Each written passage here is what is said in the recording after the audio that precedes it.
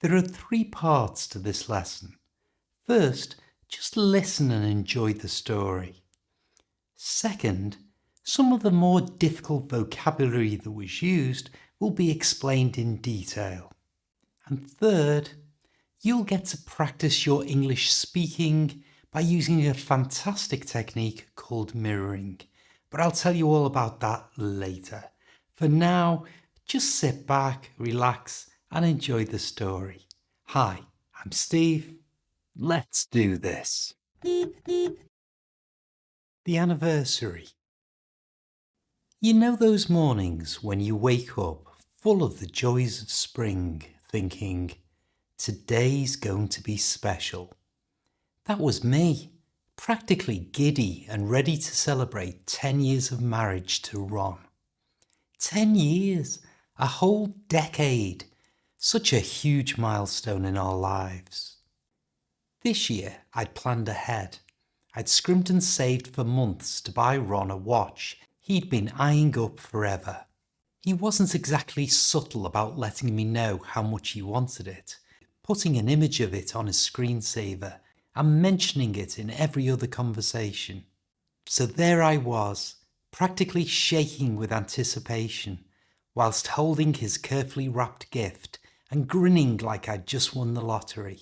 He unwrapped it, looked at the watch and said, "Oh, this is great, I'm made up." And then, as if that wasn't underwhelming enough, he added, "Guess it's my turn to make the tea." Tea? For our 10th wedding anniversary, he must be having me on. I sat on the sofa waiting for him to come back, not just with tea, but with a cheeky grin saying he was joking, and also, obviously, giving me my anniversary present. But the minutes ticked by, no tea, no present, no joke. I was fuming. Finally, I went to investigate and found him in the kitchen, glued to his phone. "What happened to my tea?" I asked, trying to keep it light, even though I was simmering inside. "Oh, sorry, love.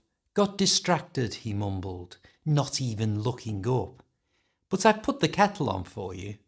Fantastic. Just what every wife dreams of, a lukewarm gesture to match my lukewarm tea. But it was Saturday, and I wasn't letting him off the hook. "Let's go into town," I suggested. "Do some shopping." He gave me a vague grunt, which I took as agreement, so off we went. When we arrived at the main shopping area of the town, I tried to drop hints even he would get. Pausing at shop windows, gushing over designer handbags and perfume, but he was completely oblivious. By lunchtime, I was ready to call it quits. We ended up in a cheap food court of all places, not even a decent restaurant. Ron wolfed down a burger and then, wiping his hands on his jeans, casually announced, "Just got something to do. Be back shortly." As I watched him disappear into the crowd, I thought, finally the pennies dropped. He's off to buy me a present. An hour passed, then two. I sat there sipping a now cold coffee before finally caving and texting him. "Where are you?" He replied almost instantly. "Do you remember the jeweller's shop we went into 10 years ago? The one where you saw that diamond necklace you loved?" My heart started racing. Of course I remembered. It had been way out of our budget back then, but Ron had promised he'd buy it for me one day. "I think so," I typed back, trying not to sound too excited. Within a second, my phone buzzed with his reply. "The necklace you said was the most beautiful thing you'd ever seen." My throat tightened. Maybe I'd misjudged him. Maybe he wasn't as oblivious as I thought. Quickly I typed, "Yes, I remember," with shaky hands.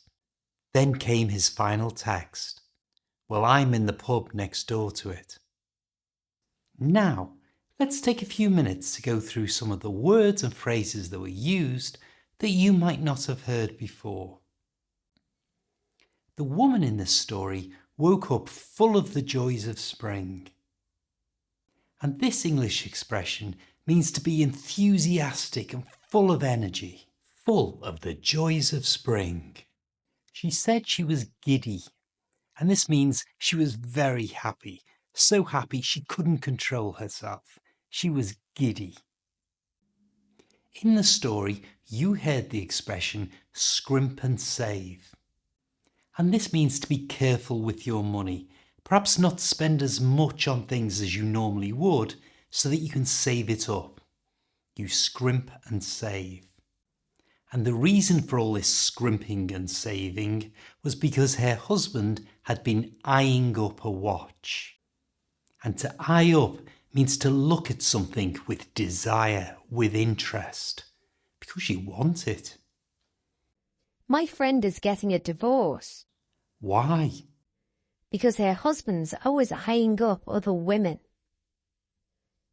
When she gave her husband, Ron, his present, he said he was made up. And this is just another way of saying he was very happy. Liverpool have won the match. I know, I'm made up. In the story, you heard the expression having me on. And this is used to accuse someone of not telling you the truth or teasing you. I once won an Olympic gold medal. Really? Or are you having me on? The woman used two words to describe how angry she was feeling: fuming and simmering. Especially when she found her husband glued to his phone. Which is another way of saying he was concentrating on his phone and nothing else. You can use this glued to describe other activities. For example, she was glued to her book, or they were glued to the television. It means they're concentrating 100% on that one thing. We also heard a great English expression for when someone suddenly realizes something. The penny has dropped. However, the penny hadn't dropped because he was in the pub. Now it's time for you to improve your English speaking skills using a great method called mirroring.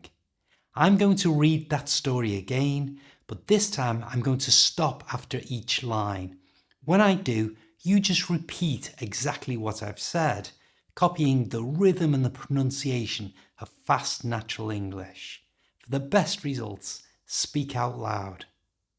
The anniversary. You know those mornings when you wake up full of the joys of spring, thinking, today's going to be special.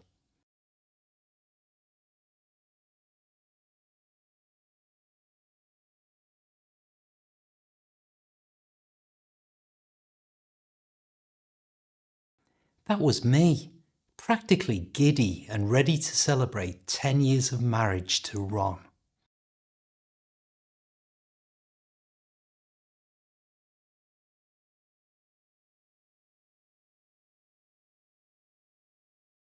"10 years, a whole decade, such a huge milestone in our lives."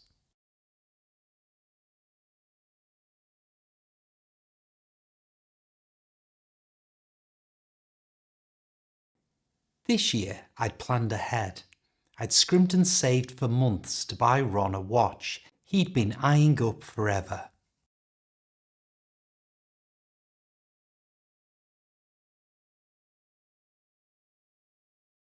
He wasn't exactly subtle about letting me know how much he wanted it.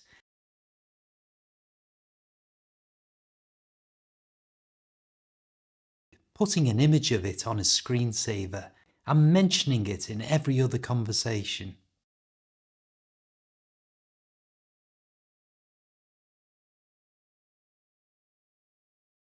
So there I was, practically shaking with anticipation, whilst holding his carefully wrapped gift and grinning like I'd just won the lottery.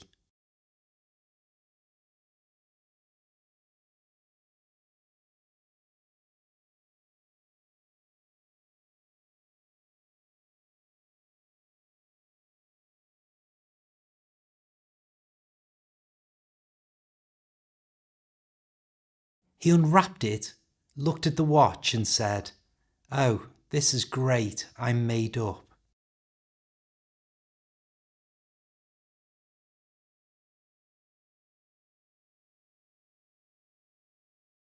And then, as if that wasn't underwhelming enough, he added, "Guess it's my turn to make the tea."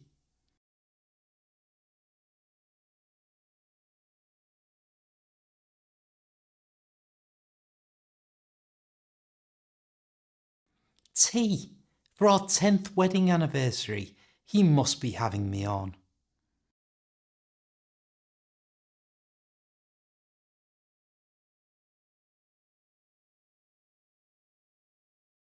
I sat on the sofa waiting for him to come back, not just with tea, but with a cheeky grin saying he was joking.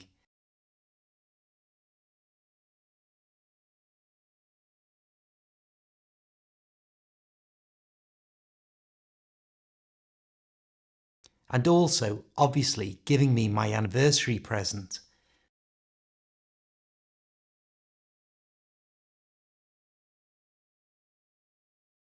But the minutes ticked by, no tea, no present, no joke. I was fuming.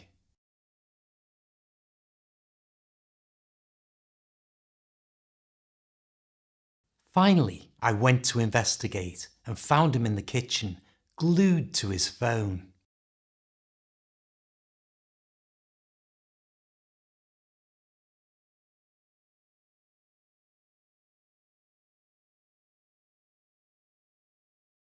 What happened to my tea? I asked, trying to keep it light, even though I was simmering inside.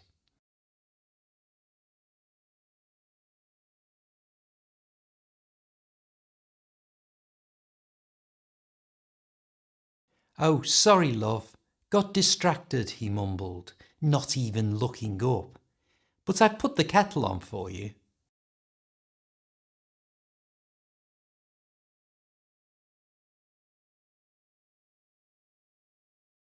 Fantastic. Just what every wife dreams of. A lukewarm gesture to match my lukewarm tea.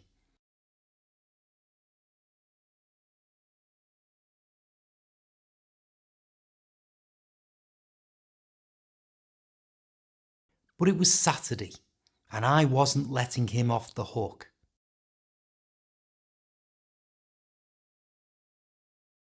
"Let's go into town," I suggested. "Do some shopping." He gave me a vague grunt, which I took as agreement, so off we went.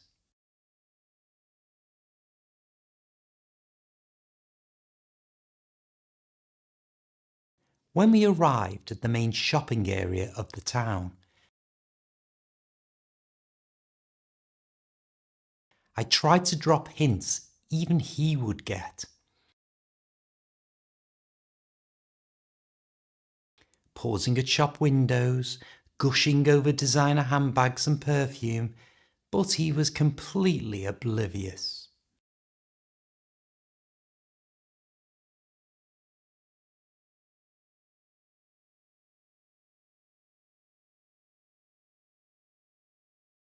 By lunchtime, I was ready to call it quits.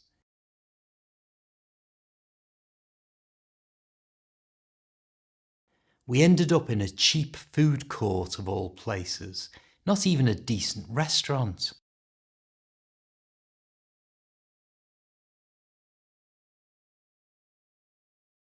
Ron wolfed down a burger and then, wiping his hands on his jeans, casually announced,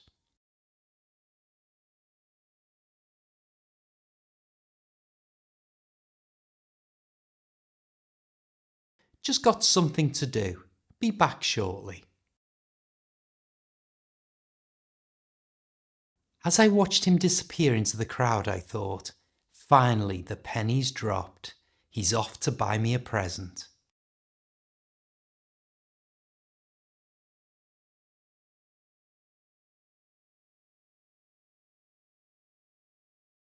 An hour passed, then two.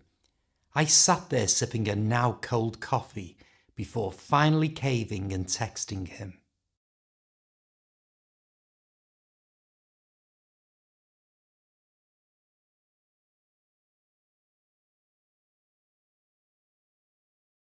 Where are you?" He replied almost instantly, "Do you remember the jeweller's shop we went into 10 years ago? The one where you saw that diamond necklace you loved?"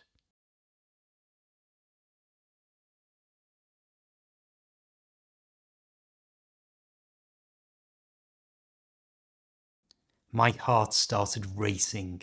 Of course I remembered.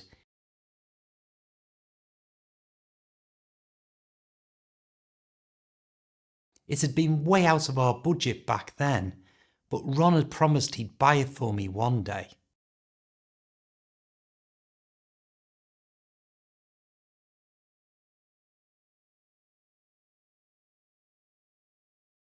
"I think so," I typed back, trying not to sound too excited.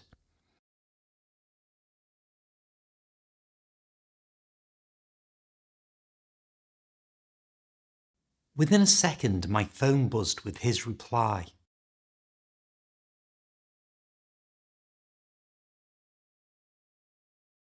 "The necklace you said was the most beautiful thing you'd ever seen."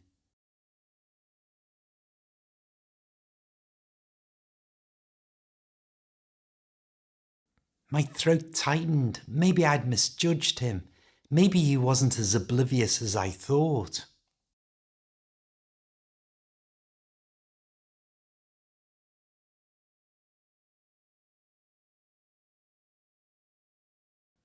Quickly I typed, "Yes, I remember," with shaky hands.